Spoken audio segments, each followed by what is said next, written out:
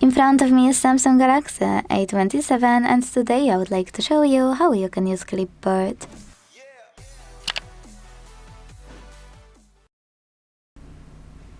First of all, you need to copy or cut any text. Now, to paste it right away, click on it at the top of your keyboard.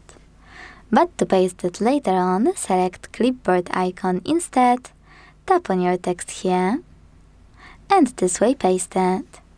It will disappear though after an hour, so if you want to hold it longer, use pin icon at the top right corner, tap on your text, and select Done to pin it. You can tap on the same options to delete it. So this time select the pin icon, tap on your text, and hit delete in the same place. The difference is this time you need to confirm your choice in the pop-up.